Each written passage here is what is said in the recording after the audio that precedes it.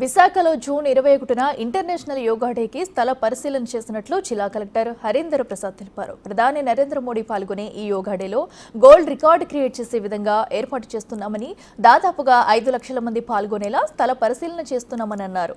విదేశాల నుంచి వచ్చే వాళ్ల కోసం ప్రత్యేక ఏర్పాట్లు చేస్తున్నామన్నారు.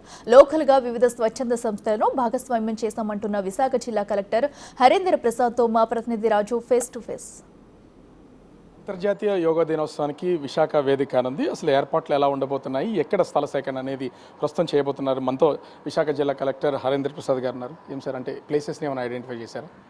అంతర్జాతీయ యోగా దినోత్సవం సంబంధించి గౌరవ ప్రధానమంత్రి వారు వస్తారని మనకి సమాచారం ఉంది.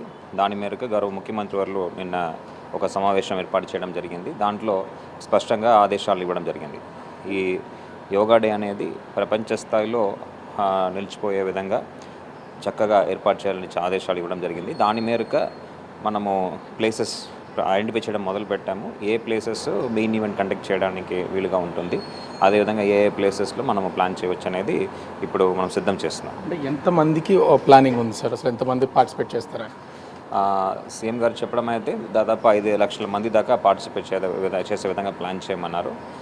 దానికి అనుకూలంగా ఏ స్ట్రెచెస్ మనం ప్లాన్ చేయవచ్చు, రోడ్స్ కానీ అదేవిధంగా స్టేడియంస్ కానీ మనము ఐడెంటిఫై చేయడం మొదలు పెట్టడం జరిగింది. అంటే ముఖ్యంగా చూస్తే ఆ 5 లక్షలకు సంబంధించి మొబిలైజేషన్ వివిధ ఆర్గనైజేషన్స్ కూడా ఇన్వాల్వ్ చేయాల్సి ఉంటుంది. దాని గురించి ఏమైనా ప్లానింగ్ ఏమైనా ఉంది?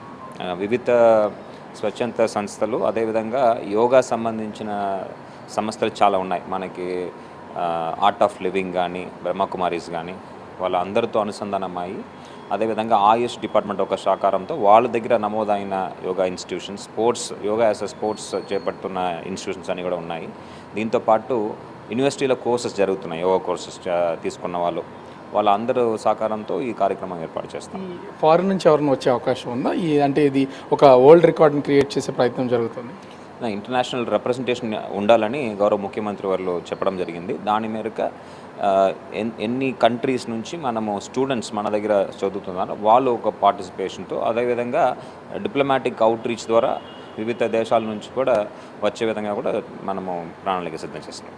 Thank you. సో ఓవరాల్గా చూస్తే అటు ఇంటర్నేషనల్ యోగా డేకి సంబంధించి ప్లేసెస్ని అయితే ఐడెంటిఫై చేస్తున్నట్టు అవుతుంది. అటు విదేశాల నుంచి వచ్చే వాళ్ళు ఎవరైతే రిప్రజెంటేషన్ చేస్తారో వాళ్ళతో పాటుగా ఇక్కడ లోకల్గా ఉన్నటువంటి స్వచ్ఛంద సంస్థలన్నింటినీ కూడా ఇన్వాల్వ్ చేసి దీన్ని విజయవంతం చేయడానికి పూర్తిగా సన్నద్ధమైంది. జిల్లా యంత్రాంగం కూడా ప్రధానమంత్రి పర్యటనతో మేము పూర్తి స్థాయిలో ఏర్పాట్లు చేయడానికి సిద్ధంగా ఉన్నామని జిల్లా కలెక్టర్ హరీందర్ ప్రసాద్ చెప్తున్నటువంటి పరిస్థితి అయితే కనిపిస్తోంది.